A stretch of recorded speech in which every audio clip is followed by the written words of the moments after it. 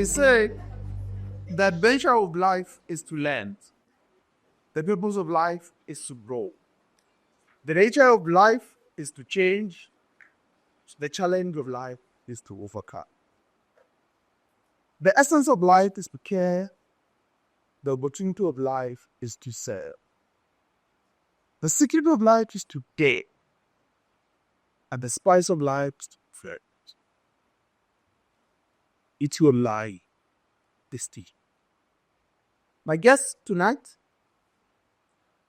has gone through it all. He's seen the ups, he's seen the downs, he's seen the complications that life makes. He's cared a lot about the people in this country. He's worried a lot about the inequality that exists. He's looked at life from different fronts. He's moved around. The number of times I've counted how many times he moved around when he was a kid. Even me, I got to the time when I said, no, not again. Welcome to Katlego Thulare, the author of Welcome to South Africa, Jou Ma Se Boek. Yes, thank you for having me. I think we got to use these, yeah? That was an amazing intro. I wasn't even sure if maybe you were still talking about me. I was like, maybe I must go sit down. The first guest is coming, then I'm going to come in after. Yeah? That is fine, Katlego. Let's start. And we always start in the beginning. Yes. The book is all about your life. So if we told that whole story at once, it's not going to be okay. Yeah, So, absolutely. But if today they asked you, they say we have eons of definitions about ourselves. Mm-hmm. The sense of self is one of the strangest things. It actually doesn't exist. It's actually a notion you create of yourself. Yes. If somebody asked you, who is Katlego Thulare? I mean, that's a pretty simple answer. I usually describe myself as a ordinary guy who loves to tell extraordinary stories, right? But I think the most accurate description of myself is I am the self-proclaimed president of the Light Skinned Brother Association. As you can see, light lives matter, guys, you know? Because these days, everybody wants a tall, dark, and handsome guy. I'm not tall, I'm not dark, but at least I'm handsome. Right? Oh, that's a brilliant one. Yeah. Where does this story start?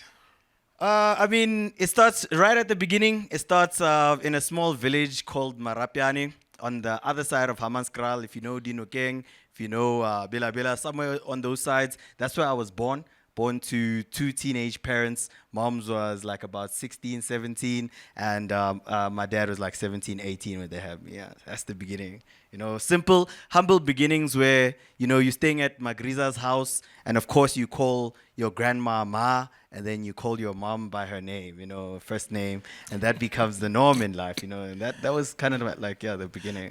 Your life is an interesting one because I can relate. Yeah.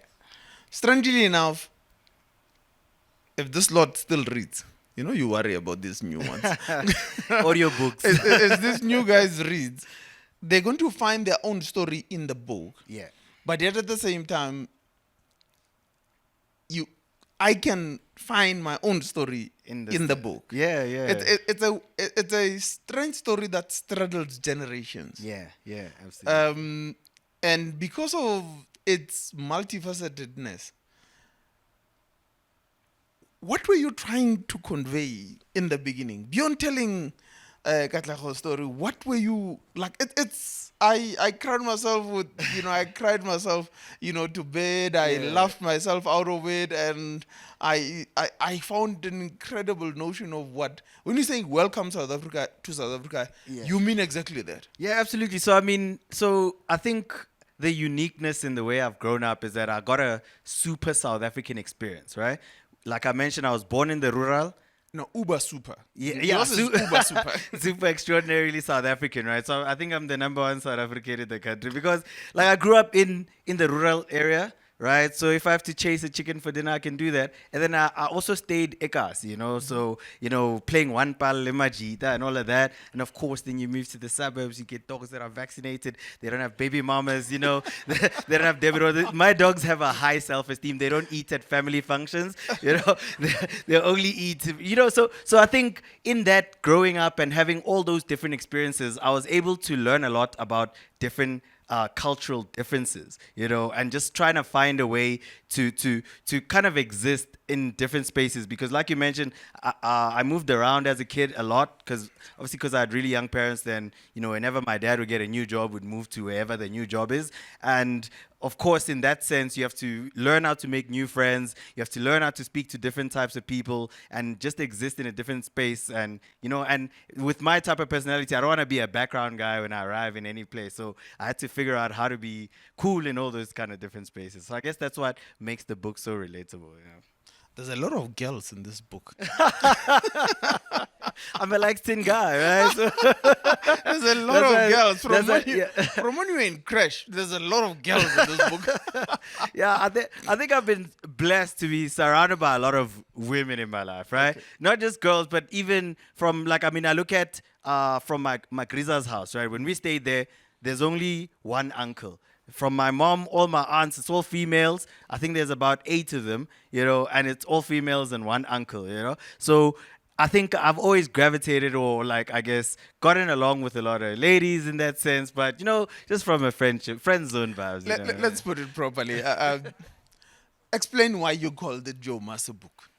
I definitely wanted a title that gives the energy of the book, right? So when you hear the title, you see when you mention the title, everybody giggles and that kind of stuff. And that's exactly the energy that I wanted to give. Obviously, it's a bold title to say welcome to South Africa, because who am I to be welcoming everybody, especially people who already live in South Africa, to South Africa. But I think it's just about painting that experience and giving it that little bit of an edge, because we do live in a multicultural society. So I think the title gives it one of those vibes where it's like, oh man, I actually want to see what's inside these pages, But there's also a tribute to a lot of women that were in and around. Yes, absolutely. From my grade 1 teacher, Mrs. De Villiers. So when we moved from Magriza's house, my dad got his first job in Bela Bela, right?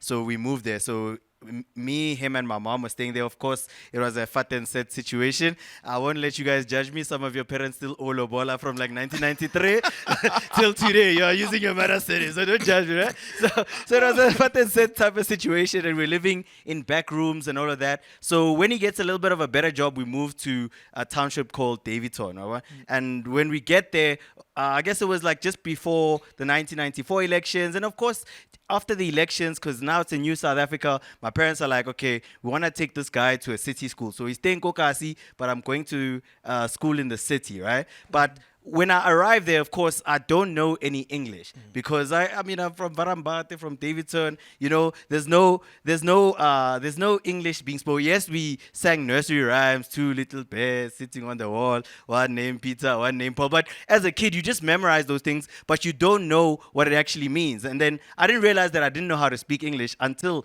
I started grade 1. And I think that first experience with one of my first teachers, Mrs. De Villiers, I really love her a lot because she took the time to kind of teach me how to conduct myself, speak in a certain way, and how to kind of almost take over an energy in a room and that kind of stuff. And that's why throughout the book, I appreciate all those different people like Mrs. De Villiers who've kind of played a part in making me who I am today. Katlego, you're an incredible character. A character that was born out of not only diversity, but also born out of people who've empowered you. Eventually, through everything else that you do, what drives Katlego? And where do you draw that inspiration? The inspiration. I think the inspiration right now, of course, comes from the fact that I've got debit orders to pay, so I have to do a lot of things to right? But initially, I think I've always had a passion for connecting with people, because of moving around a lot, you make new friends all the time. You have to let go of friends all the time. And you kind of, I guess low key have that sense of trying to have a place that you belong somewhere. So I think what inspires me is being able to get to any place and fit in, be able to relate with people no matter whether, like you say, like even when you're reading the book you could see some of your own story in it, so. And I think that's kind of like what inspires me, to find those things that connect people, things that are similar, even throughout all the differences that we have in the country. Yeah. Let's talk about Ben City. Ben City, yeah. Hey.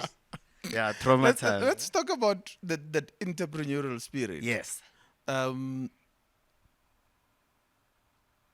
Tell the story first, and then we'll get to the other story. All right, cool. So of course, like I mentioned, Mrs. De Villiers, my teacher, puts me through all these vibes, teaching me how to speak, read, do poetry, all that kind of stuff, speak on stage. So I developed this love of being on stage, right? So throughout my high school and primary and high school career, I was doing a lot of Eisteddfods, singing competitions, poetry, all that kind of stuff.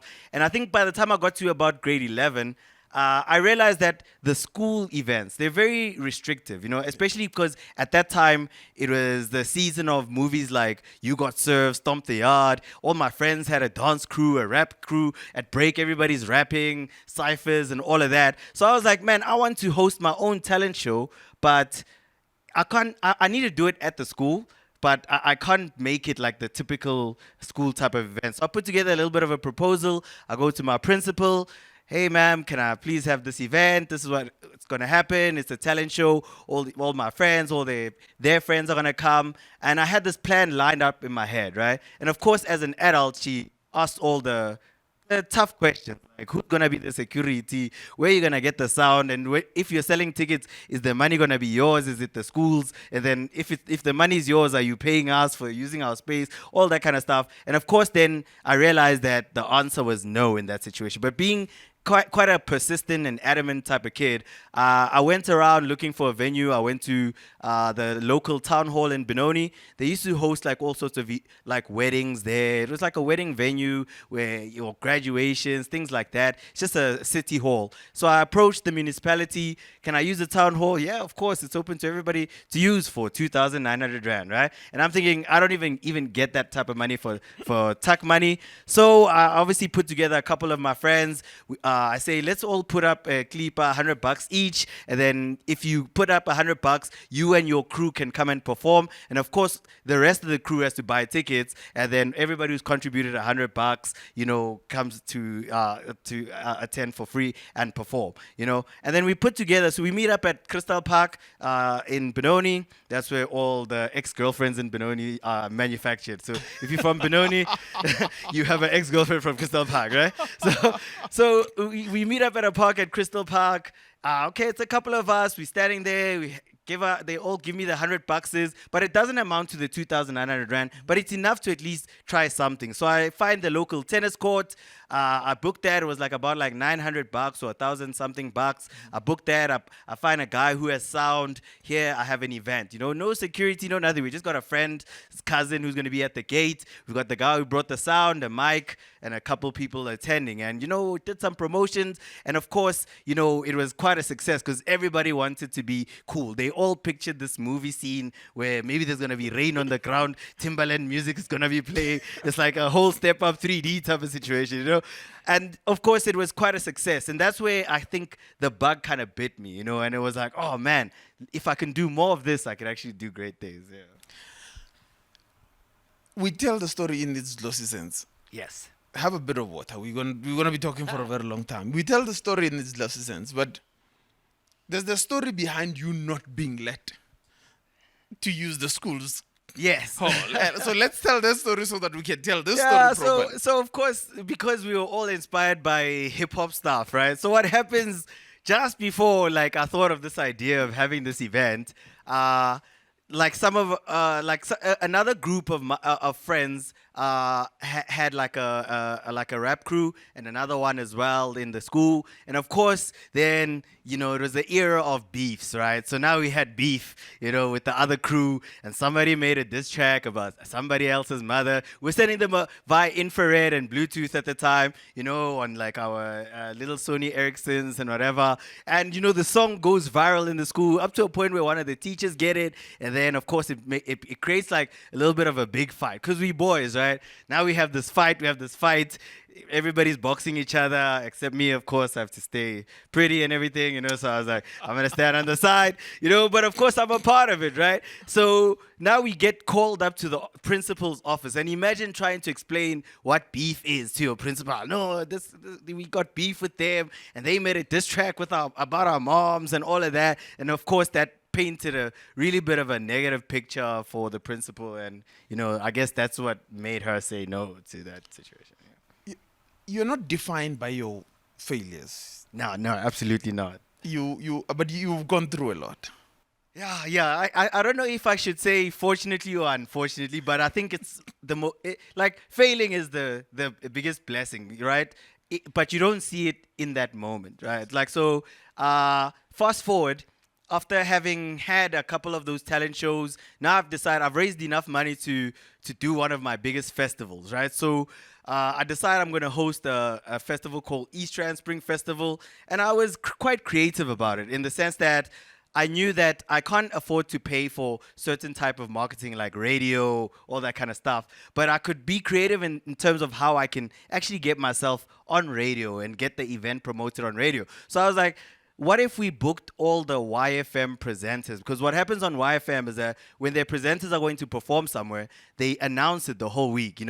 So at the time it was DJ Zandy, Miss Cosmo, Mo Flavor, DJ Waras, and they were all coming through to perform at the East Rand Spring Festival. It's getting radio airplay and all of that being announced on radio. So we sell about 2,300 pre-sale tickets, And as a kid who's not even 21 at that point, I'm like, man, I'm about to make Zaga right now, I'm about to stack it up. I'm checking my compu ticket. The money's going up every day. And of course, even the facility manager of the Boksburg Stadium that we had booked also hears about this thing on radio. And it was supposed to just be a talent show. It was now, if this talent show is being announced on radio, there's DJ Mang Mang, all those people coming. And of course, then they set up a meeting to say, hey, man, let's meet. This is the Wednesday before the event. Let's meet in Germiston. That's where I guess the facility managers for Ekurhuleni sit. So we're there in Germiston. I'm a little kid. I arrive. Okay, so your talent show, is it a talent show? What's happening? No, it's a talent show, but of course we promoted it as much as we can. And then they ask, again, like my principal, ask a lot of questions. How many toilets are you going to have? How much security? Do you have, the money moving companies? Because if you've sold 2,000 tickets pre-sale, there's definitely going to be a lot more people paying cash on the day. What are you going to be doing? Are you going to keep it in a backpack and get robbed on the way home? Whatever, all those kind of things. And of course, then they decide, like, for safety purposes, like we have to shut this thing down, So, and this is the Wednesday before, so you can imagine you got 2,300 tickets sold, radios talking about it. It's amazing, life's good, and then we get shut down. So of course, this is a Wednesday. So Thursday, we thinking with me and a couple of friends of mine that were helping me out. We thinking, no, man, maybe we can brown envelope something, we can make something happen. And it was like, no, it's not happening. This guy was not having it. And I guess it was just a lesson that I had to learn, So there I was standing in the middle of the stadium. I remember on the Friday, we were quite adamant about, what, if we set up, maybe they won't shut us down because they see the setups. But while we're setting up, then I think about 7 or 8 Metro police vans arrive. And it's like, listen, guys, if you guys are setting up, we have to grab you guys because now you're trespassing, all sorts of things. And I was like, oh, man, I guess that's the end of that dream, I guess. Yeah. So I guess that was one massive public failure where the same way we had hype on radio about how it's going to be a great show was now the next week how the same presenters talking about, promoters, they book you, failed promoters. And you find yourself not even trying to leave the house. You just try to be inside the house and not see people because it's just a massive disaster. Yeah. This book is also a lot of commentary about South Africa. Yes, and absolutely. South Africa in itself. Yeah. I want you to read the section on Bovril. I was trying to memorize it. All right, yeah, let's do that. The section on Bovril. And one of my favorite comments in the book is that SAA most likely has white parents because it's always grounded. Yeah. I still say that you can't come back from that. No, You of can't course, come yeah. back from that. Huh? Now, of course, words are kind of like my thing, you know. Now I just have to find it. Let's see if I can find it quickly. There's a lot of so if you wonder like I guess how the book came about during the COVID lockdown, because I was doing freelance copywriting at the time, so you know things were good. Me and my girlfriend at the time we moved to Soshanguve because she had a job in Roslyn, you know. So Soshanguve is just one off ramp away. So we stayed in Soshanguve, and then we're staying there. It's all good. We're staying there with our kid. Life's good. COVID hits. For me as a freelancer, I then of course start getting blue ticked in terms of invoices, you know, and the money starts running out, and then at some point, you know, I'm out of Zara. You know, when you have that bank balance where it's like 3.99 or something, you can't even get it. Even at a Capitec, you can't get it. You know, so I'm sitting there, and now she's an essential worker, and she's going to work every day, and I have to stay with the kid at home, and I then become the guy who's taking out bribe packs while she's going to work, you know? So it's like, hey, don't forget to take out the bribe pack. Now I'm going to work. And at some point I realized that I'm like, oh, am I really the guy of bribe packs, you know? Because, I mean, bribe pack, it's like even your mom would leave you like at home. It's like when you're unemployed or whatever, you're the one who takes out the bribe pack. You understand? When everybody else who has a job is out there doing the job. So one of the days it was lockdown. It was also load shedding. So my son comes to me running and he's like, yo, listen, I'm hungry. And because it's load shedding, I'm looking around. There's nothing I can make him. I'm like, maybe let me make him some cornflakes. We didn't have actual milk. I looked in the fridge. We didn't have it. We had cremora. It wasn't inside. It was on top. So, so of course, I try and mix this cream because it's load shedding. I can't boil the water, right? So I try and mix it with cold water, and it doesn't dilute. It's lumping up on the top. The cornflakes are just like sitting there. The water's at the bottom. The lumps on top. And I present it to this kid. He looks at me and then I realize like, yeah, if failure was a moment right now, this is it, you know? So I then of course decide, okay, let me look around. Maybe I can find the koinyana and then I'm going to go to my friend. Obviously, if you know, it's not really my friend. It's my friend. So I go to my friend's plaza with him and I'm like, okay, if I can just grab him a pack of go-slows, you know, just the beef ones. If you know go-slows, those are the ones that slap. Buy him some go-slows. But while we're there at my friend's spot, there's a young lady who comes through. She's like a teenager and she's buying a loose Pampers, you know? And I'm like, oh my goodness, this is crazy because obviously as a parent, I could understand that like when you have a kid, you know, there's a reason why they sell Pampers in massive packets because the moment you put the diaper, the kid can just mess it up immediately. And if she's buying one Pampers because it's her circumstance, her situation, you know, and like that's where she's at. And I felt like, man, is this my life as well right now? Because I'm here buying go-slows, she's here buying a loose Pampers, and I'm like, oh man, I need to do something to switch up my life, you know. And of course, I started writing short stories on LinkedIn. They got a bit more popular. So like that was mentioned, I'd link the stories to a popular brand that we all consume, right? And that's obviously what kind of ties it in together because I know everybody here knows that last week before month end, we all put the tamati sauce bottle upside down to get that last bit of tamati sauce. You know, those kind of things. Those things happen in every household, whether you're from the rural township or the suburbs. So those stories started obviously resonating with a lot of people. And the more I'd write, the more things I'd get. So I wrote about like Bic, they gave me free pens. I wrote about Nando's, they gave me free Nando's. So I was like, if I write about FNB, maybe they're gonna send me an e-wallet, you know? And it didn't happen, but yeah. So I found the Let's read that part. I still think that's the best bit that you've ever written. yeah, so this is called Bovril, right? So I guess it was a little bit of an inspirational type of thing that I was trying to put out there. So it says, may we cling to our dreams like dry winter grass on a primary school jersey. May our passions burn like hand sanitizer on a paper cut. May our goals keep rising as consistently as the fuel price. May our hopes not be forgotten like Fresca and Wix bubblegum. When others seem to progress faster than we do, may we understand that we all that we all have different backgrounds like a Zoom call. And may the fact that there are people who actually enjoy Bovril and Marmite sandwiches assure us that anything is possible. Yeah. Yeah. So that's kind of the vibe. But I'd also like to read like the foreword of the book because I think it kind of sets the tone of what to expect. We'll inside, get to yeah? the All forward right, of cool. the book. This is my show. Katlego, Yes, please. yes. I'm just a guest. I'm just a guest. But Katlego, let's go back to insights, and Yeah. I think I drew a lot of it out of the book, and for me it's an incredible story. So let me remind everybody of that. It's an incredible story. You get betrayed a lot in this book. Yeah, absolutely. Yeah.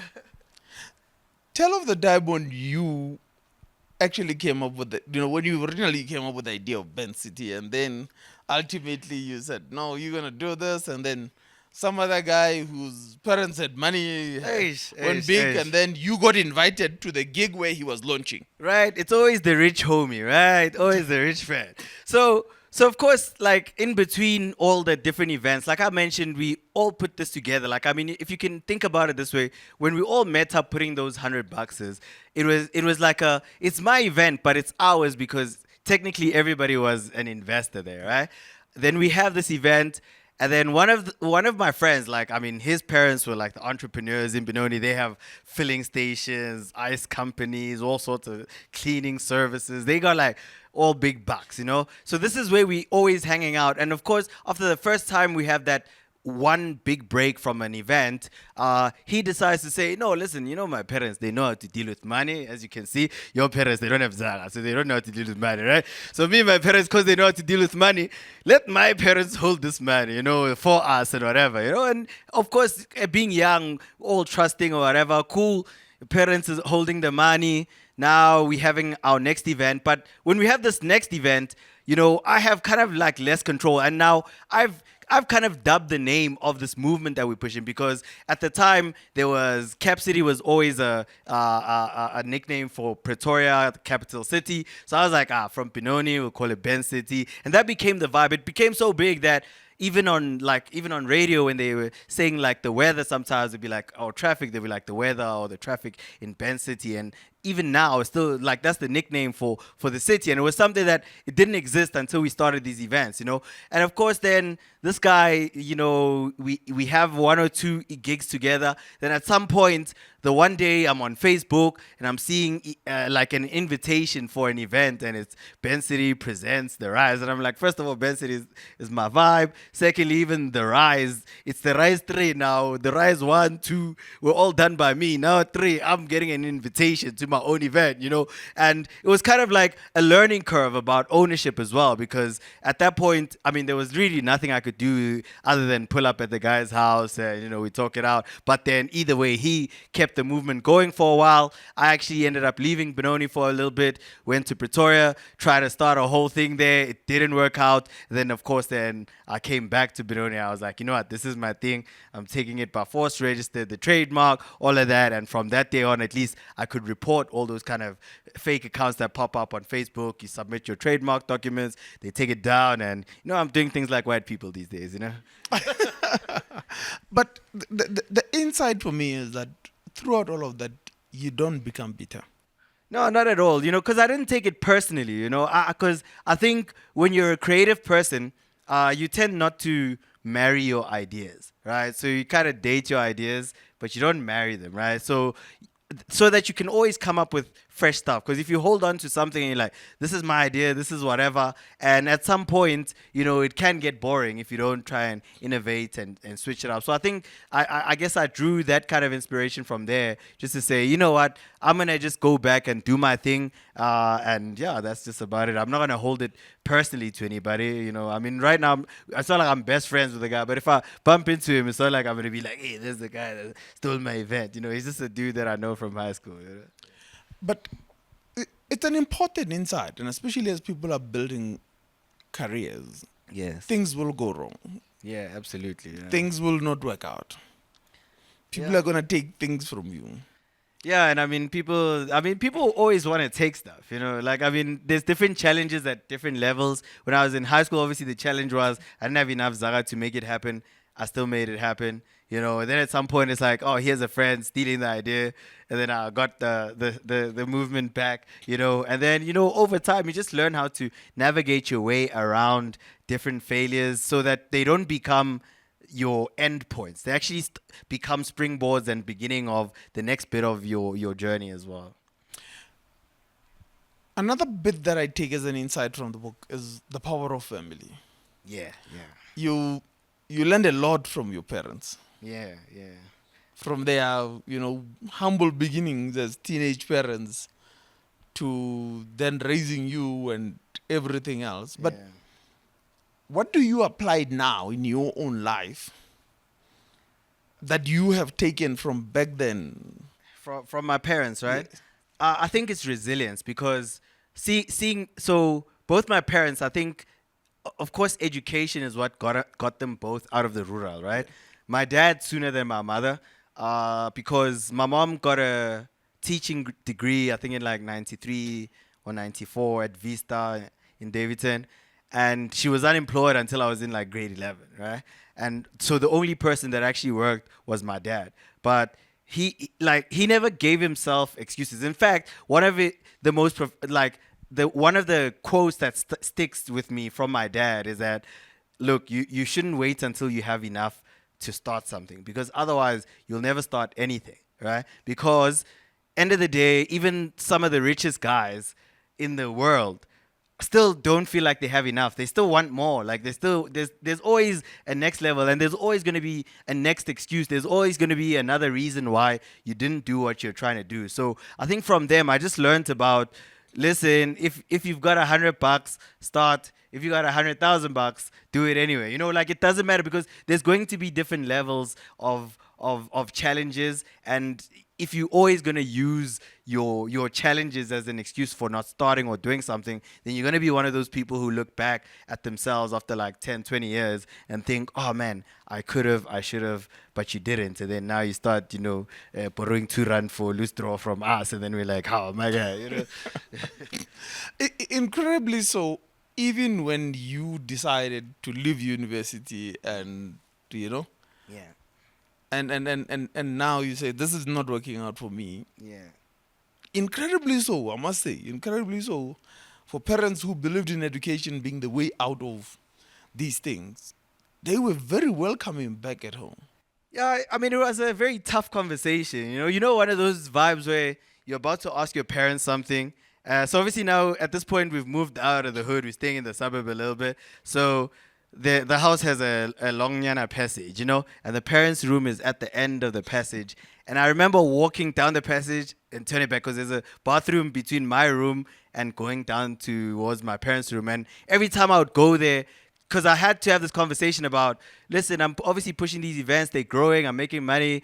And, at that time, it felt like school was holding me back. And I think in hindsight, I wouldn't have left it, right? Because I've had to learn a lot of things. It's taken me longer to learn a lot of things that if I just spent a year in the school finishing off, I could have learned, But I think at the time it just was it was my passion at the time, and I was quite adamant that this is the move that I need to take. And also, I was tutored by these documentaries you watch. Bill Gates did this from his garage and whatnot, but they don't mention that Bill Gates' father was already a billionaire. So when he's saying I called Mang Mang, Uncle Mang Mang's already a premier of this, a president of that. There's all these connections that you won't do it out of a garage in Soweto, like, you know what I mean, type of thing. So it wasn't a realistic idea that I had, but I guess they were supportive in the sense that they were like, listen, my guy, if you are leaving your course,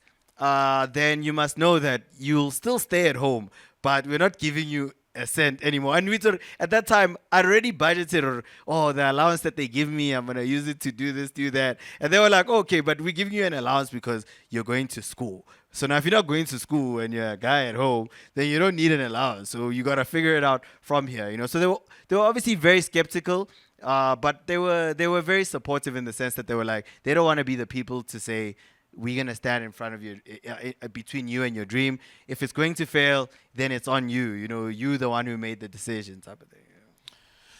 The difficulty of growing up, well, I guess in the first few years you don't see it. Yeah, And South Africa is very welcoming then. You're still a small kid. yeah, But then you get to high school, yeah, and the reality of the fact that, we don't have that much at home. yeah, yeah. Let's tell a little bit about that. And I think it's an important story because despite all of that, you still made it over and over and over again. Yeah, Including winning a singing competition. in yeah, soprano. absolutely. Yeah, yeah. Yeah, so when you're a kid, you don't actually realize what you don't have at home, you know? And there was obvious signs. I mean, I think about in primary school, we at home we had a black and white TV, right? And I get on the playground with Jason and them and whatever, and they're like, "Yo, I'm the red Power Ranger, I'm the green one," and I'm like, "I'm the gray one," but there's no gray one. But because at home it's a black and white TV, like I'm so convinced that it is. But now I have to start paying attention to the storyline so I can figure out which Power Ranger is the red one, green one. Because as a kid, you just figure your way around things. Koka, I see you don't play with actual ball. With an actual ball, you just take a plastic, put a little bit of sand, put more plastics. That becomes the ball. We play one pal. We play the teeny. We play mkusha with the girls. It becomes like one of those kind of vibes. So you learn to not realize that you don't have half of the things that you don't have. So you get to high school where you obviously start going to school with the kids who, because I think in primary, you never really had too many civics days. And also in primary, everybody was wearing jet and Ackermans and all that kind of stuff. So we all kind of wore the same stuff. But in high school, that's when you find kids that are starting to wear all these name brands and all of that, and you're like, "Yo, mom, can you buy me, a name brand sneaker?" And then they come with one that has 4 stripes and not 3. And you're like, "What's going on?" And you only learn these things like over time. That's when you realize that actually I don't have as much as my friends do, and because I think because I liked hosting people and having people around. Of course, when we first moved from a back room to a house in the suburbs there, then I also started realizing that, okay, maybe I can do some house parties or whatever when my parents are gone, and then I'd have those. But then when some of the girls from like private schools would come, and they're like, "Oh, your house, you're sitting, this is not Midrand. You don't sit on camp chairs in the house." Because we didn't have furniture. We're coming from a back room, so we got back room furniture in an actual house. There's that black and white TV. We don't have a dish. My Kasi friends, obviously, they know a dish is a DSTV. The suburb friends, a dish is a plate. Like it's like all those kind of things. And it's like you start realizing the things that you don't have. But I guess over time you realize, like, listen, end of the day, I might not have the Nike sneakers, but I'm going to get an A in the exam. You know what I mean? So somewhere, somehow, life will balance us out. Oh, wow. Thank you. So it is an important insight from the book. Let me let you read the Yes, opening lines of my the book. favorite part, right? Because this definitely, when you start reading this, then you don't stop reading the book. You just keep going, right? So as mentioned, the title of the book is "Welcome to South Africa, Jou Ma Se Boek." So this is the foreword of the book. It says, "Welcome to South Africa, where a cashier at Pick n Pay can ask you if you need a checkers. That's freedom of speech. Where Kanye Bao and others confidently practice their freedom of bleach. Where you can go where you can go from doing the Twalata Manyesa to the Soki Soki, or you can enjoy Makunya with the Thulares and Cook Sisters with the Kukamurs, Boki. Welcome to South Africa, where some kids are born white and raised black, because the moment their parents leave for work, they enjoy the comfort of their maid's back. Where kissing your dog on the mouth is quite suburban, and we all assume everybody from KZN comes from Durban. Welcome to South Africa, where I'm sure means maybe, and adults call each other baby, where there are subtle differences between moms and aboma oledi. I still wonder why you don't need a passport to go to Guyana, and how... Yeah, I know, because it's far. How many toll gates, guys? Yo! You are not getting out of here without a slap. Yeah, no, absolutely. No. I still wonder why you don't need a passport to go to Guyana, and how family functions in Lenasia are incomplete without biryani.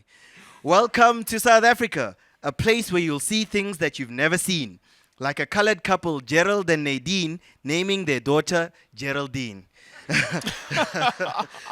Where you can go to Virgin Active and work out with active virgins, or debate Oscar Pistorius's facts and versions.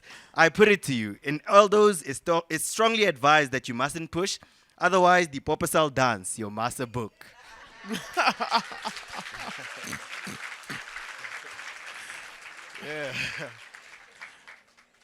No, there I was flexing my pen game. Yeah, for no, real. no, you were really going at it. You were really going at it.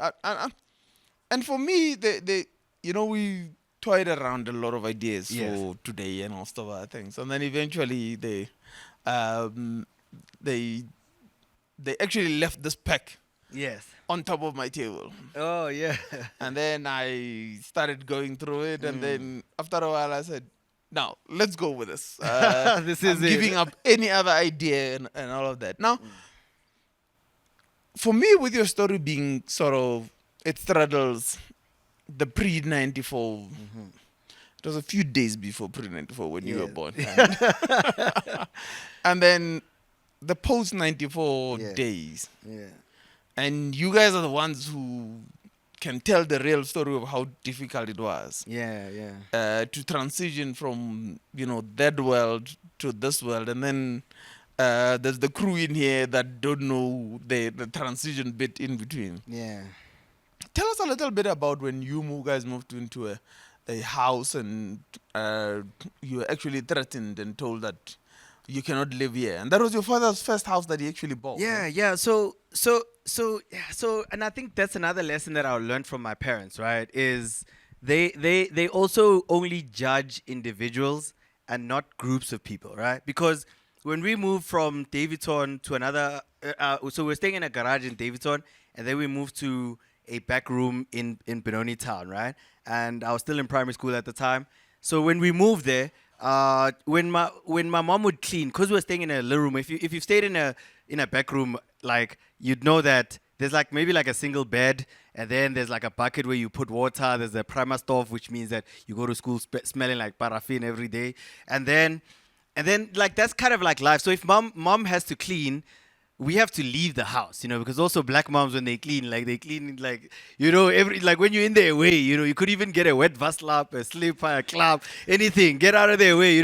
So me and my dad would always leave the house and go to the local lake, and then we'd go there, hang around, make little paper boats, let them float, to put a feather, those kind of things. And I guess that was just our hanging out time, But the one time when we were at the lake there, at Benoni Lake, there was this homeless guy. And of course, this is just after the 94 elections. This homeless guy, he was walking around, and so he gets shot by this other white dude, right? So this white dude shoots him, and then the cops come, right? And everybody who was there saw everything. But when the cops come, he describes it as, no, this guy was obviously digging in the dustbins, but then he saw his wife in the bathroom, and then when he saw him going into the bathroom, that's when he shot the guy. But the guy was just like in an open space. So that was like quite traumatizing as like a 5-6-year-old kid to see, And obviously it gave my parents a lot of trust issues. I think I remember even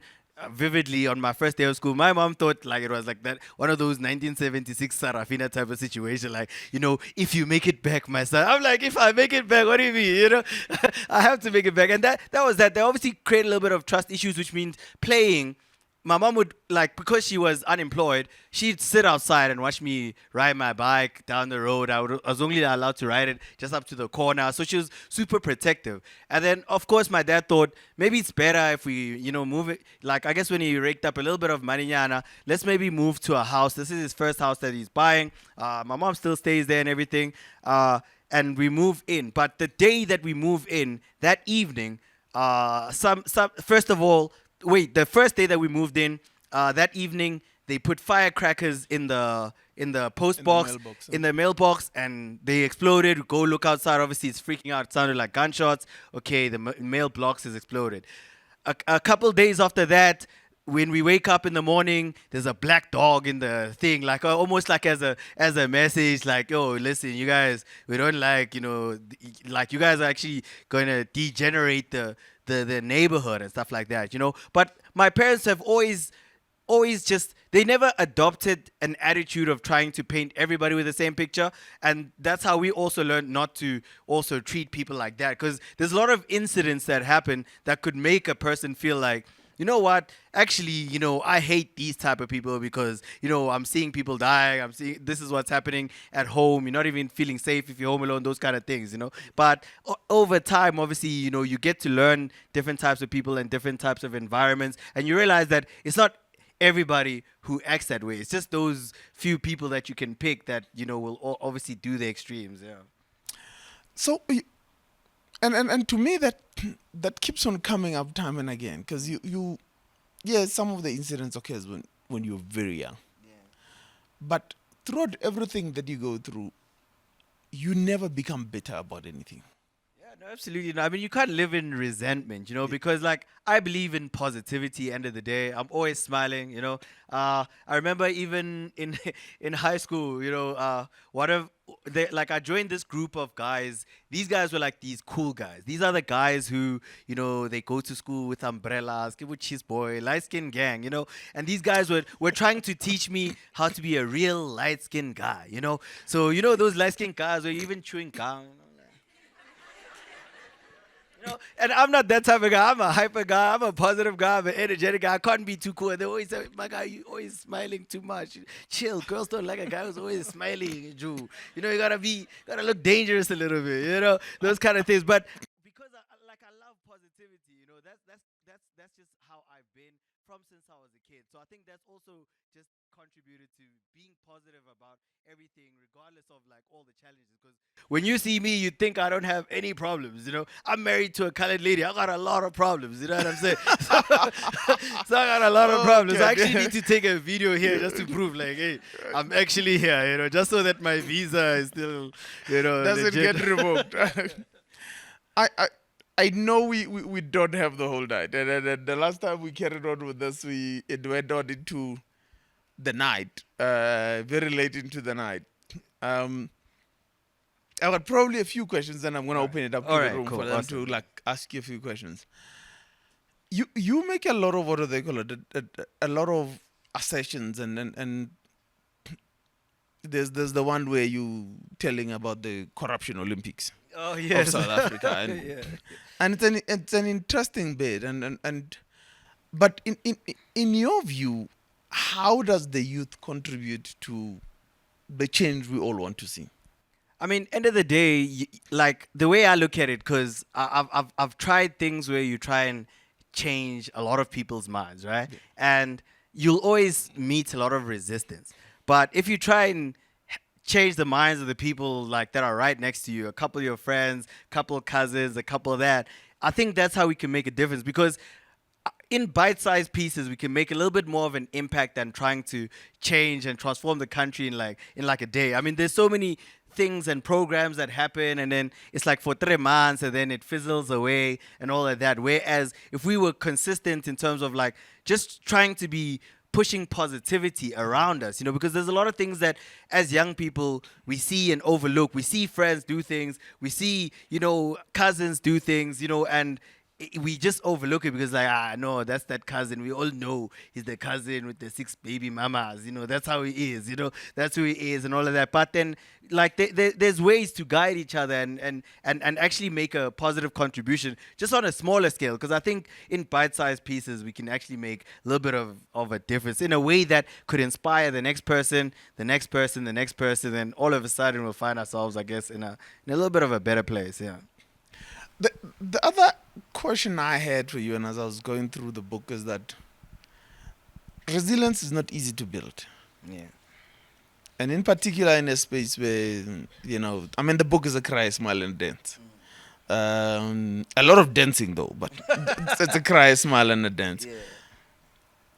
Yeah. You talk about MTN, and you're relating a week to, going through MTN gladiators. Yeah. And you start off with, you're sure I'm going to win, I'm the contender. And how does one build that mental resilience? Because I think that's the one thing that I got from the book, that you despite everything you went through, you are a very mentally resilient person. Yeah, so So for me, what I've learned over time is I never change the goal. I might change the things I do to get to that goal, but I never change the goal because what happens is a person fails at one thing, then you change and try the next thing, then you fail at that thing, then you change and try the next thing, and then when you look back, you realize somebody else is really doing that first idea that you failed at, and it's really working out. So if you actually stuck it out, you could have been that person that has done that, you know. So like I've learned to have that focus, you know. I mean, it has its pros and its cons, right? Because like I mentioned, I'm married. So for example, this past weekend I took my suburban dogs to a dog show. You know, I was doing suburban things, of course. So I took them to a dog show, right? And because it was my first dog show that I'm going to, I was adamant about going. But on Friday, what happens is I try and go get a trailer, and then I realize that Fridays is actually the worst day to try and book a trailer. Most places, trailers are booked out. But then I drive around, I go Roreport, I go to Benoni, I go Boxburg. I eventually find a trailer on Saturday morning.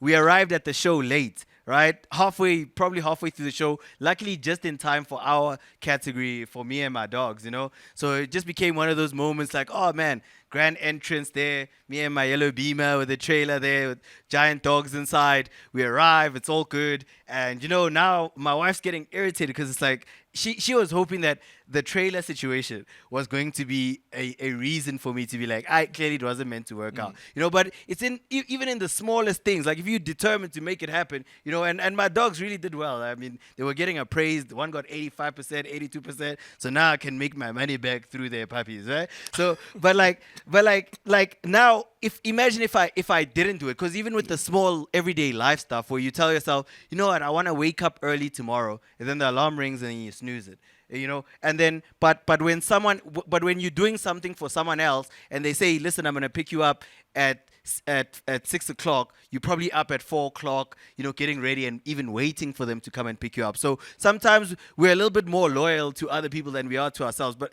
the only way to build resilience is to make sure that even your most smallest task, you know, you never ever change the end goal. You make sure that you complete it, because then you almost get into a habit of always fulfilling everything you say. So if I, like, for example, my usual practice is at the beginning of the year, I decide one big goal that I set for myself, right? So for that previous year, 2022, it was launching the book. I did it, sold out my first print run in the first year. I'm working my way through the second one, right?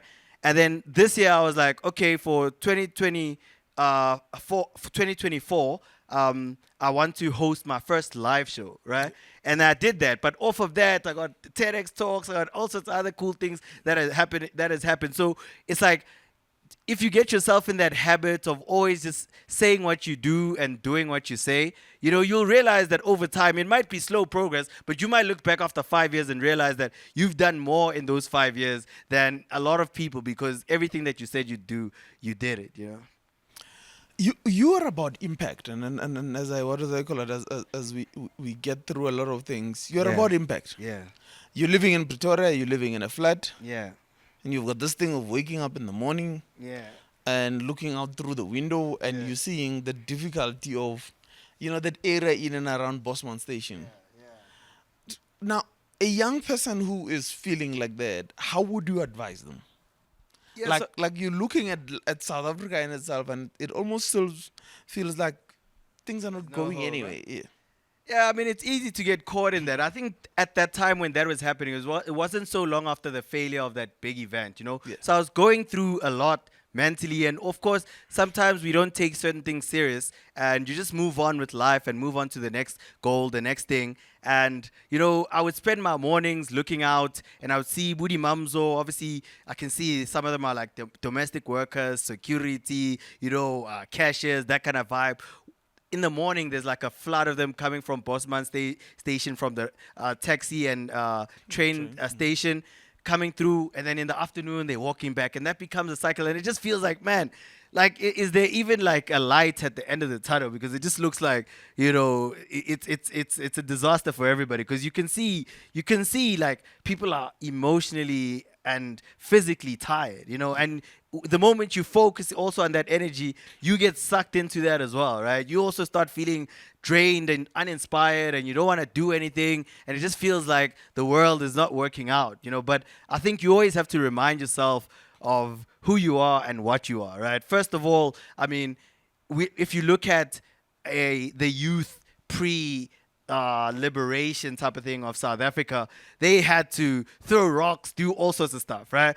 All we gotta do is wake up, open the gram, open TikTok and stuff like that. So we don't really have like, they're not like huge struggles. I mean, your struggles are like how many likes you got on the last picture on your getaway, or your that food snap that you took, and it's like those are not real problems, because when you have to almost sometimes separate yourself from yourself and look as an external person and be like, look at you, my guy. If I was you, and you speak to yourself, like if I was you, and you try and give yourself some advice as well. This is what I do. This is what I'd be doing, because you're better than that. You can do, because inside of all of us is a little bit of a fire, and I think sometimes because maybe sometimes family members or certain people might tell you, hey, that idea sucks, or this and that, they might discourage you. That light starts dimming down over time, and eventually you realize that there's no more light. But I mean, the more you keep fueling it for yourself, and gaining a little bit of that self-reliance of like, listen, my light's gonna shine whether everybody's dim, dark, or whatever. We're gonna make it happen. Or we'll go from lightest to darkest. I'm playing. No, like let me tell you something, guys. Let me tell you something. Low key, like looks are deceiving. Don't judge a book by its cover, but this one you can judge by its cover, as you can see. ShopRite Stories, Woolworths Price, So this is the book package, of course. That's the vibe. Let me put it like this. Yeah. The so the point I was trying to make is that no, I don't want anybody feeling offended, about darkness. I identify as a dark skinned guy deep inside, right? Reason, let me tell you, I identify because nobody works harder than dark skinned guys, right? Yeah, no, serious. Nobody works harder than dark-skinned guys. If you look at family functions, right? Your dark-skinned cousins, they arrive on my Tuesday to slaughter, put up tents and whatnot. Us light-skinned cousins, we arrive on, we're the ones who sit under the gazebo, drinking water, All right, we'll take the first question. Okay, hi everyone. My name is Fortunate Serrane. So, Katlego, I do have a question for you, and I hope you'll give us the ins and out of what to do into it. Okay. So, my question is, how do you deal with the stigma of constantly studying new project or having new ideas, and how do you actually bring them into actualization? So, obviously, as a creative person, it's very easy to get caught in the cycle of every day you got like this fresh, crazy idea, right? But I think the best way to it is to pick the one that you trust the most and try and do that one first and complete it. Whether completing it means you've done it up to a point that it actually fails and you realize that idea doesn't work, complete it anyway, right? And then move on to the next. Because what I did, like, I think between my high school and obviously kind of starting my business type of thing, it was like I was always trying to do new things. So the more little nyana zaga that I have, then I start something new. Then sitting, I want to do this, then sitting, I want to do that. And then you end up realizing that as one person, you don't have the capacity to do everything, because I mean, every idea probably comes with a requirement of having a few people helping you out. So now if you've got one idea that maybe needs 4 other people to help you, then you go into the next one that needs another 4. Now you're at 5 ideas that needs 100 people to actually make happen, and then they all kind of fail, And I realized that, and I used to be quite hard on myself in the sense that I'd always feel like if I don't make this idea happen now, somebody's going to do it and then it's going to become old or whatever, But what you realize is that over time, especially if you focus on your high impact ideas, on the things that are really different, not the vibe where it's like, yeah, what, from tomorrow I'm going to start dancing on TikTok because everybody's dancing. Those are not like, there's like the barrier to entry to that is so it's like it's almost non-existent, because as long as you can jive, as long as you've got a smartphone, anybody can do it. But if you start doing things that have a little bit of a difficulty to actually start, and those are the things that we always avoid. We always start with the easier one because that's the easy one to start. But the hard one is actually the one you should start, because if it's hard for you to start, it's probably hard for everybody else to start. So you're more likely to be moving a little bit more further ahead in terms of that if you're consistent than somebody who's starting a new that same idea as a new idea today type of thing. Good evening, everyone. Hello, Katlego. My name is Zamazulu. I wanted to find out, when you were writing your book, what emotion did you want the readers to, evoke outside of nostalgia? I think I wanted to give an emotional roller coaster, right? I mean, first of all, I think the main emotion is humor, because a lot of times we can laugh through some of the darkest times, right? And laughing about those things, like, for example, like if you've been so broke that, like, in the fridge there's only, when you're broke and there's only things that are useless in the fridge, like a bottle of water, that shriveled up onion, that one you find at the corner there, and then when you look in the cupboard, there's things like Worcester sauce. Like, what are you gonna do with Worcester sauce? Those kind of things. Like, those moments happen to everybody, right? But to find humor in those kind of moments also helps kind of, push a little bit of therapy and making you realize that, oh man, I'm not the only one going through that. So I wanted to give a little bit of a emotional roller coaster, but of course, being able to laugh at all those deep and dark moments as well. Yeah. Hi everyone, my name is Zainaz Hansa. Hi Katlego. I Hey. have two quick questions, but Yes. you can choose if you. All right, cool. So what I gathered is that you're a creative person, right? You love being able to relate to people and bring things to the table that connect people. That's one of your biggest drives and your passions. And from my understanding, I think, you can correct me if I'm wrong, that you're a communication strategist at the moment. Yes. And how does that, I'm sure that has a lot of, connecting people. How does that align, or how important do you think it is to choose a job or career? Like, I mean, we're all 100 graduates here aspiring to go into the workforce. How do you think, or how important is it to you to choose a job that aligns with those things that drive you? Yeah, I mean, so let me start like this. So, as a communication strategist, yes, my role is to connect people, but it's taken me a long time to even realize that it exists as a career.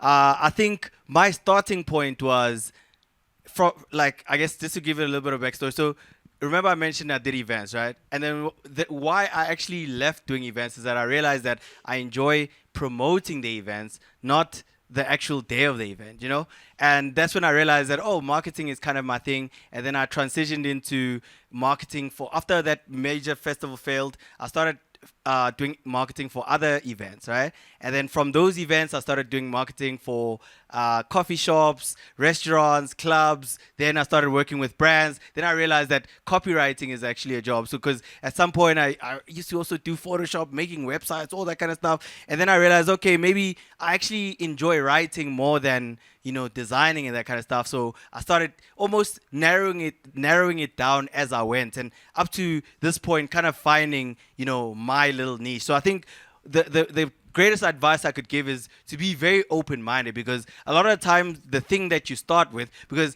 at the time when I was doing the event and ComputerGate had a couple 100,000 in there that I had to refund, I thought that this is what's going to make my life. I never imagined writing a book and doing all that kind of stuff at that time, but allowing my path to almost like carve itself, but also gravitating a lot to the things that excite you, because it's very easy to because it's like a split, right? At some point you're going to reach a crossroad where it's like going left is the things that really excite you, going right is something that really pays you a lot, but you hate the people that you work with, and then you have to decide at that point where it's like, listen, I'm going to go right, get the Zaga, get out of here. And a lot of people have done that, and you find that they're like 70, sitting in this job. They've been working for like 35 years for a company, making a lot of money, but they're not excited. Like, they hate their lives, but the bank account is looking good, versus, finding that passion. Because I mean, look, I'm not going to lead you astray and say, just follow the passion. And then tomorrow, if you want to be Kespanyo Vest, you got to be Kespanyo Vest. It's not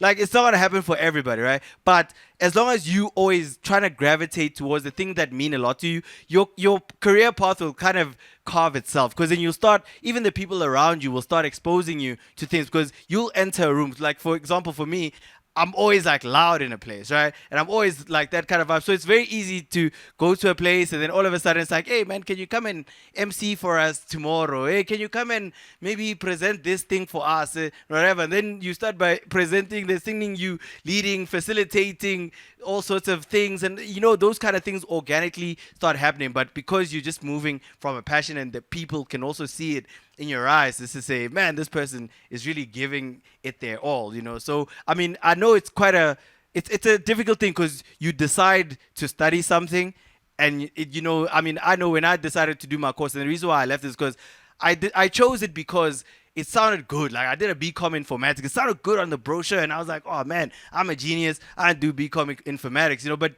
when I was practically doing it, I could feel myself dying every single day, you know. And I was like, okay, look, let me move towards something that really inspires me, type of thing. Hi, everybody. My name is Rakiba Bucks. Hi, Katlego. Hello. So I have a few questions, but I'm just going to ask you one. Yes. So I want to know, how do you balance having humor and the real, like the seriousness of social and political issues? The reason I ask this is because I'm more into like research about narratives, personal stories, and I've often read just the serious bits. So I'm curious to know, like, how do you integrate? What advice would you give someone who's maybe writing a story about Yeah. themselves? How can they bring in the humor aspect? Thank Yeah, you. I mean, so a lot of times humor comes from the truth, right? That's why they say after, behind every joke there's a truth behind every joke, whatever. But like, because it comes from a place of truth, the one thing to be wary of in terms of humor is not obviously offending people, right? And that's why a lot of times, even when I relay certain things, I like to talk about myself. That way I can make fun of myself all I want, and you know, it's okay. If you are like me, then you'll also kind of like find some humor in it, but then it's not offending you, because I'm not making it about you. You know, it's not like me calling you out or whatever. And I think that's the one thing, and also understanding your audience, right? Because when you're writing, that's the number one thing to understand, is that you're not writing for yourself. Even when you're writing about yourself, you're not writing for yourself, right? So you have to kind of be mindful of like, who am I writing for? And those people, you know, if you picture them sitting in a room like this, what are the things that excite them? What are the things that will get them, you know, get their emotions high, get their emotions low, you know, those kind of things. So that when they're reading your story, you can kind of take them through a wave of like those emotions, and you know, hit them with a young nyana unexpected punchline here and there, you know, in the story, a plot twist nyana there, you know, just to add a little bit of a vibe. So of course, like, if you're talking about more serious issues, it's also kind of important to be a bit clued up about what you're talking about. Because if you look, like, for example, on Twitter, the reason why sometimes it ends up becoming a little bit of a weird space, that everybody has an opinion about everything, but not everybody knows about everything. Like, tomorrow we'll all tweet about somebody's relationship, yet we've only ever seen that relationship on pictures and whatever, and we're so invested that we know, like, Mara, last week you were there, you went to this holiday, how can you break up today? We still want you to be together as a country. And it's like, yo, you don't know what they're going through every day, you know. And I think in those kind of smaller things, you learn that even with serious, like, you know, I guess topical issues and stuff like that, you know, you need to understand, you know, every side of the story, just so that you can almost, like, for example, for me, I always try to play that middleman in between different types of people, and trying to showcase that, like, hey, you've got a bias like this person's got a bias like this, and I've got a bias like this, but you know what the common thread is amongst all of us is this XYZ type of factor, and that becomes then that connector of, like, you know, people, and it makes then the stories more compelling and relatable in that sense. Yeah. Good evening, everyone. Hi, Katlego. How's it? My name is Wuderabutsi, Yes. and I'm from Venda in Zimbabwe. It's been such a privilege to listen to to your story and to relate to it. I beg to pick your brain a bit. I strongly believe in the power of the creative arts. And I'm wondering, using your authentic experience and your story, do you see yourself and your ability in the creative arts being being a tool that you can use to influence the geopolitical landscape of this country and all other intersections that station South Africa globally in its authenticity? I mean, your your book literally says "Welcome to South Africa," and from what I'm hearing, it's based on the genuinity of your experience as someone who has lived the authenticity of our country. Do you see the usefulness of creative arts in influencing some of the things that you speak about, especially the geopolitical landscape of our country? Yeah, so obviously, like at this point, I'm quite intentional in terms of the things that I try and influence, right? So, because I'm in the advertising kind of creative space, I try and influence those things more than I think maybe as I get older, maybe as I have more stronger opinions about certain things, I might try and obviously influence certain things. But at this point, I try and influence the space that I'm in, right? For example, there's certain biases that happen in advertising that you like every agency that I've been to would have and not realize. For example, you'll see every advert that has like maybe let's say a black person, it always has to have a be like Tabo. Tabo's got this problem, and now this thing is solving Tabo's problem. Get this thing because Tabo's got it, type of thing. And if it's not that, then it's like Hwa Jivey, or everybody's dancing for maize meal, they're dancing for insurance, they're jiving for everything, And you realize like, man, that's cool, but how do we elevate the creativity and narrative? Because it almost like we almost dumb down the advertising to because there's a stereotype of what a black consumer looks like in a township. It's always ukoko. And like right now, look, my mom is a grandmother, right, to my kid, and she's not the typical magriza. My mom's going for nail appointments. I can't even leave my son with my mom unannounced. You understand? This is a different. So this is not coco standing in line of what those kind of things, and those are the stereotypes that are pushed. Like there's always like these faces of this is the consumer. There's a coco, there's Tabo, and then of course then you have a Petunia, you have all those kind of characters, and those are the similar kind of characters that you see in most ads. So what I try and do in the space that I'm at, and I try and kind of curve against those kind of things, just to be like, okay, that's nice, that's a great idea as idea number one, but let's try idea number two as an alternative, trying something where we can relate to the same guy, the same Taboko Kasi, but just because we're talking to Taboko Kasi doesn't mean now we have to start with a fleet. Hey, Tabo, type of thing. Like there's different ways because like people are different. You can be a Tabo Kasi but still be like a snob. And you can be a Katlego from the suburb and still be a ghetto guy. You understand? So people are quite dynamic in that sense. So I try and at least fight my little battles in those spaces. And I guess over time, maybe as I grow, I'll try and do a little bit more. I guess, yeah. Good evening. Sorry, my name is Richard Mlaudi. So it's just a more question to you. Yeah. So as much as when I was hearing you speak, you spoke about how you grew up in a sense of things you could and could not control. Yeah.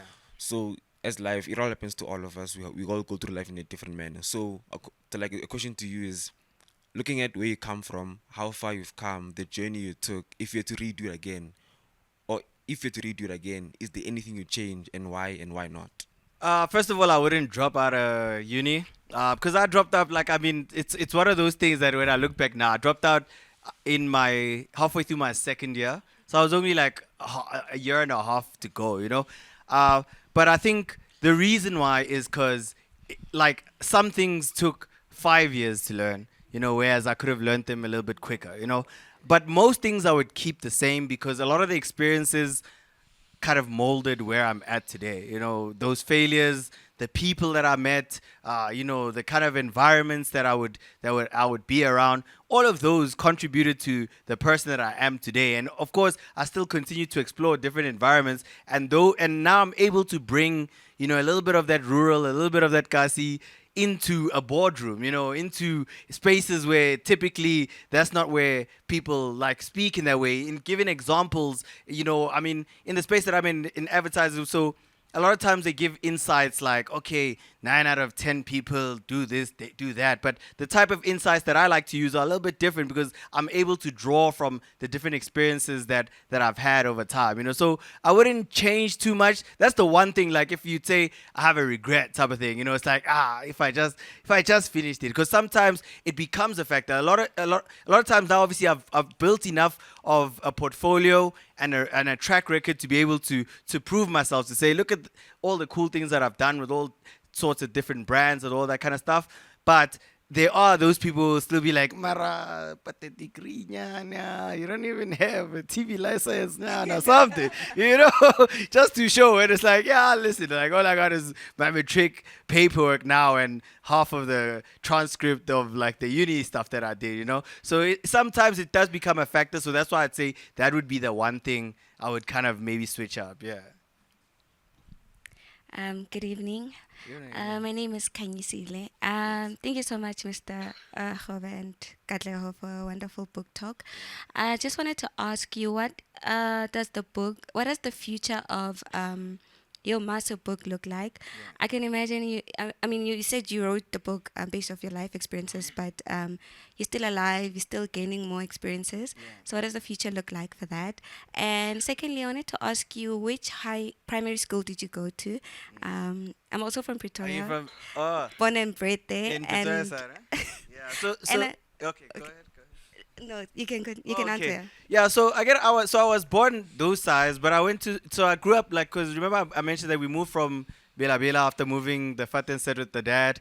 Then we moved to Davidson, or what? So from Davidson I was going to a crash that side. Then I went to schools in Benoni. So I went to Benoni Junior, Benoni West, Benoni High. So I'm like a full on. That's why I decided I'm gonna be the owner of Benoni, Ben City, because I'm like, listen, I know everything about that place, and we stayed in all sorts of different places around the East Rand and all that. So I went to Benoni Junior. And the first part of your question is, what's the future look like, right? So at this moment, it's been like quite a nice organic journey. So I launched the book in December 2022. As I mentioned, I sold out in 2023, my first print run. And then because of like the success of the book, I started getting a lot of speaking engagements and getting invited to share my story.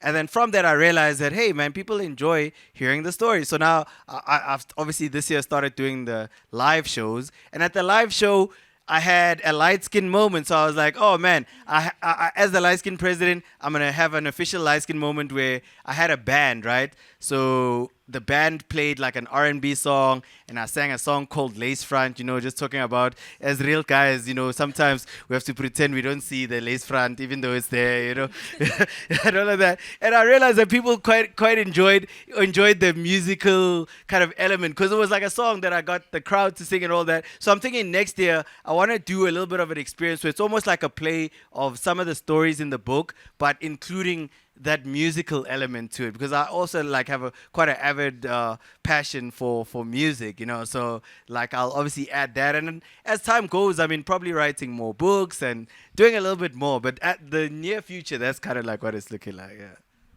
Hi everyone, my name is Thulare. Katlego, the question I have for you is, were there any stories that didn't make it to the book that hold a special place in your heart? And wait, and I also have another one. Did you grow up with siblings?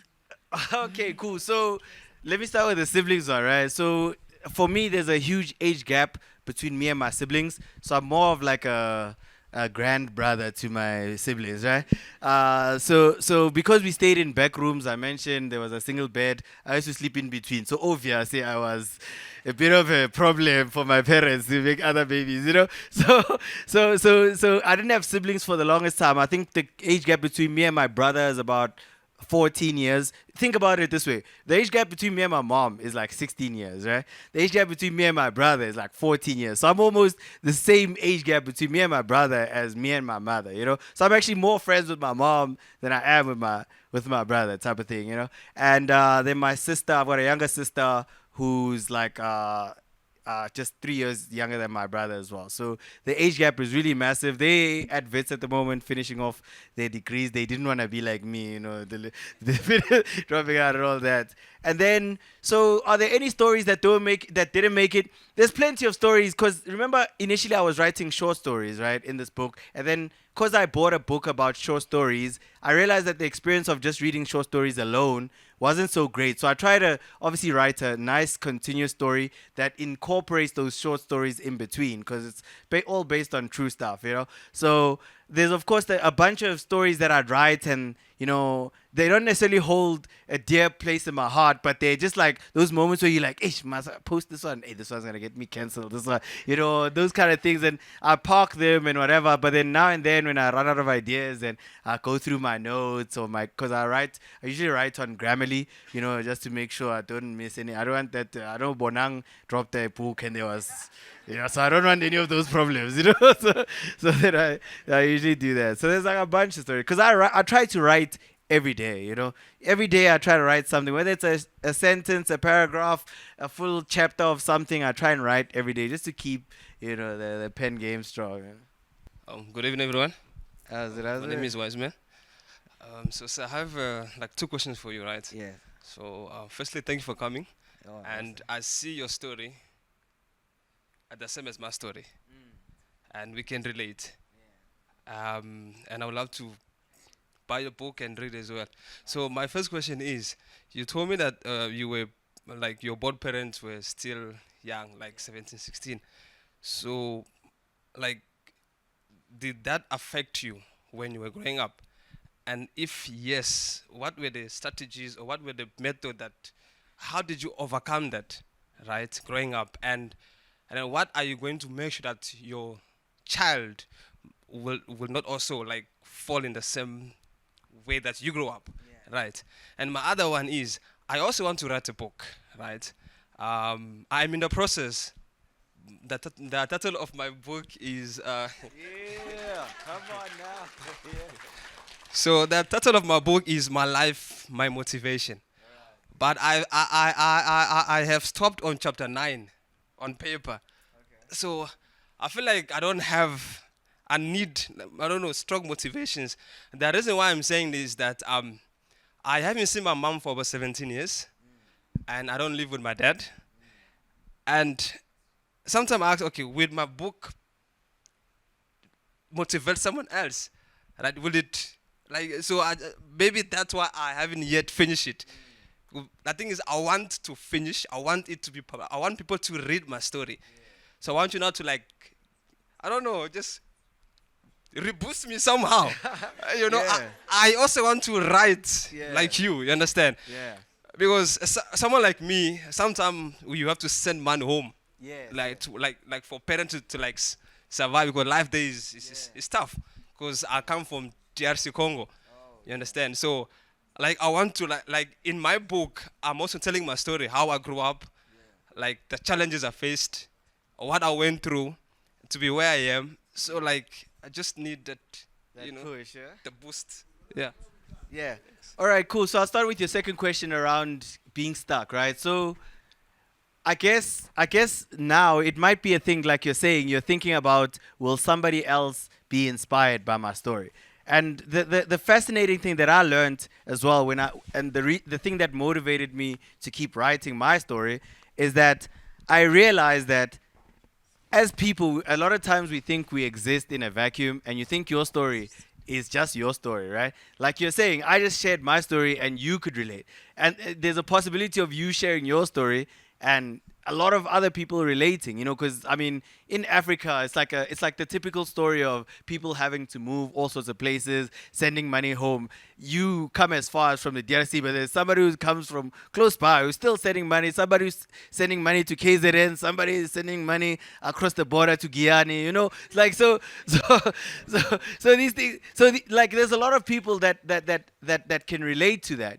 So I think the main thing that you have to find is the reason why you're writing. Because yes, you want to motivate people. People get motivation all the time, but there must be something unique about that story. And I think if when you crack that, it'll be easy to just flow through the pages and complete the book. Because I think obviously right now you're going on a narrative, and why you're getting stuck is that now it's almost like that narrative, that story kind of ended at chapter 9. That's why you have to come up with stuff to fill up the rest of the chapters. Whereas if you find that little thread that you can push throughout, that is the reason why you're writing it, and that's what people will connect with. That's definitely what's going to help push the vibe as well. And then you asked about like the growing up, right? So there's a lot of things I learned from my parents growing up. I mean, them being young, there was a lot of things that I could learn from them. There wasn't too much negative stuff. A lot of things that I learned from them, a lot positive, because I got to relate to them like a brother and a sister type of thing, more than like parents. I think it obviously just started getting awkward as I got older, because I used to call them by their names until I was like at an age where it started feeling weird. Like, I'm like, hey, Dan, and it's like, yo, this guy is calling his dad Dan. You know what I'm saying? I can't be calling him by his name, those kind of things. But there's a lot of things that I learned from my parents in terms of just how to navigate life, because I got to learn about friendships really early, because I saw my parents hosting their own, because I got into hosting house parties because I saw my parents do it. I was the DJ at their house parties.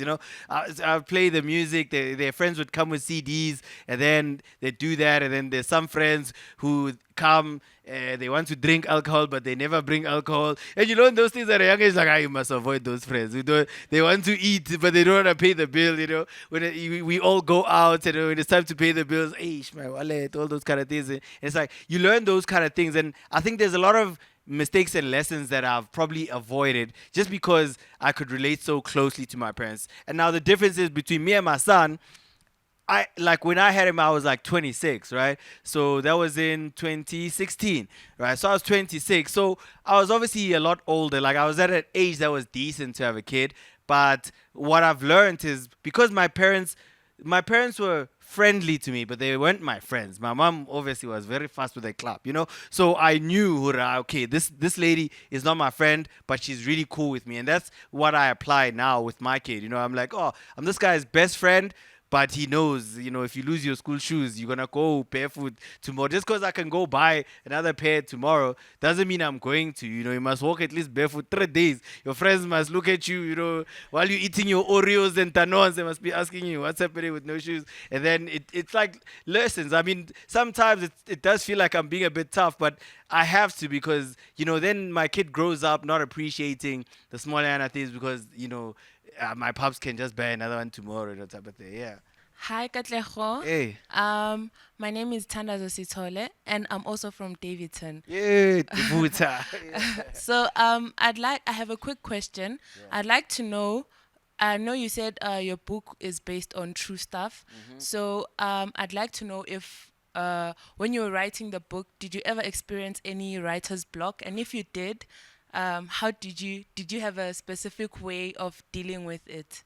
Yeah, so I think I was a little bit blessed in the sense that I was writing the book publicly, right? Because I was writing a lot of the short stories on social media. I got to see what people like and don't like live, and I could see the things that people really love and enjoy live. So while I'm writing the book, I'm getting feedback, because the comments and the likes and the shares, that becomes feedback of knowing, oh, this is what people like. But I think one of my greatest motivations, because I wrote this book during COVID, and I'm obviously just pushing the positive vibes. And then the one day I got an inbox from a lady who had just lost her mom from the COVID pandemic, and she sent me an inbox saying, man, every day when you write and we see the yellow posts on LinkedIn, it just lights up my day. It's helping me forget the situation that I'm going through. And then that's when I realized that now I'm not writing for me. I have a responsibility, because there's people who actually rely on that stuff. So I don't actually have an opportunity to say, today I'm not writing nothing. I have to. I literally had to write every single day, and that kind of got me into the habit of just writing every day. So of course there are tough days. Like recently, I mean, I've had like a really good year. But this past couple weeks, like I think I didn't post for like 2 weeks, and I'm usually somebody who's posting like every second day, and I didn't post because it just felt like I did a lot this year, and I'm trying to figure out like how I want to kickstart the year. I've put a lot of pressure on myself, and it just feels like now like it's not the same as when I was doing it with a 399 balance in Soshanguve, because there was a lot to motivate the Cremora, the kid, my friends Paza, all of that. It was live motivation. So now there's a little bit of comfort that's coming in where it's like, okay, the lights are on, the dogs are eating dog mores, my son is eating tanons, the wife is going to do her nails, now you're getting a little bit comfortable. So there are days where it's like, man, do I really have to write today? Like, I think we're good for today, type of thing. So it's not writer's block, but it's just sometimes you lose that little bit of motivation because like there's that comfort that's kicking in. And that's why now I'm trying to set myself up to lose that comfort, and try and do things that kind of stretch me a little bit more, just so I get back into that feeling of like, you know what? Yeah, every day we are hustling to not eat cremora again. You understand? Yeah. Good evening, everyone. My name is Rutendo Lishi. Hello, Katlego.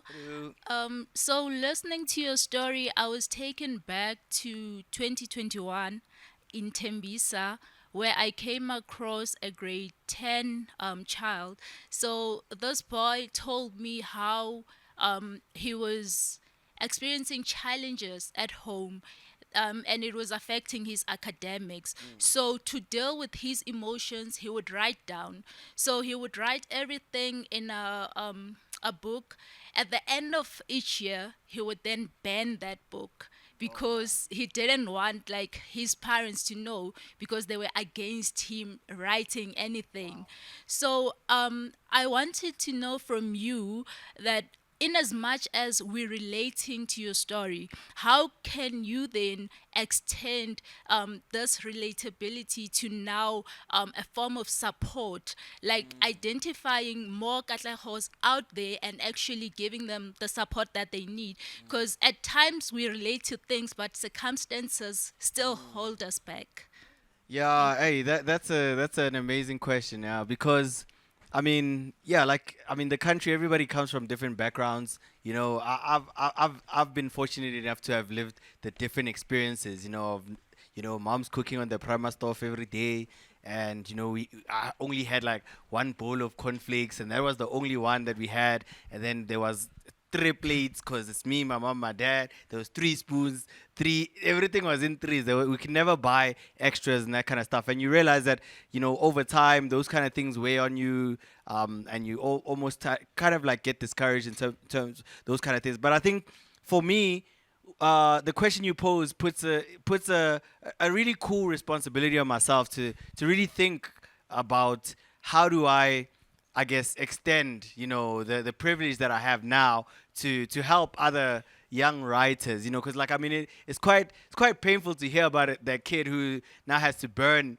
those stories every time because now the parents are going to be like, hey, why are you writing these days? They're against it and all of that. And hopefully one day they can find that way of expressing and re-sharing those stories somehow, because I'm sure those stories could actually help a lot more other people. But I think to kind of not deviate also from where I'm going, but at the same time helping people, I have to find ways of helping in the same path that I'm on, right? So I think over time, after all of you guys buy all the books and all that, and then I have a budget and all of that, then I can start helping other young writers publish their books, because I self-published this book because I didn't want to conform to the usual things. So what happens is there's a lot of learnings that you learn. So with bookstores, first of all, they take 50% of the Zaga off the top, no matter how much you sell your book for, right?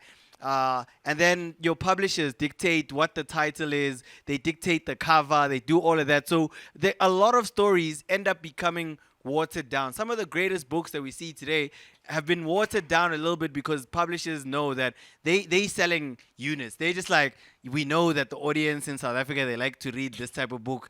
Everybody's got a cooking book, everybody, including Somizi, everybody, you understand? So then the publishers, now when you try and maybe take a book like this, then they want to tell you, oh, but is somebody in wherever going to understand? Maybe you don't use too much of like South African lingo, that kind of thing. Try and make it a little bit, and I mean, those are some of the challenges. So I think for me, what I can do is over time is obviously possibly open up a publishing house for independent writers, for them to be able to express as freely as they want, but in a way that, because I got to learn the hard way. I'm going to publish a bunch of books. Not every book's going to be great. Some of them going to be a flop. Then I can use those learnings to teach other people as well, just to say, maybe this is how we can nudge it a little bit and do that, but at least provide the platform for kids like that to be able to share and express their stories. Even if maybe he has to express it under a fake name, we can do it, as long as the money is going to the right account. I don't want to be DJ Mapurisa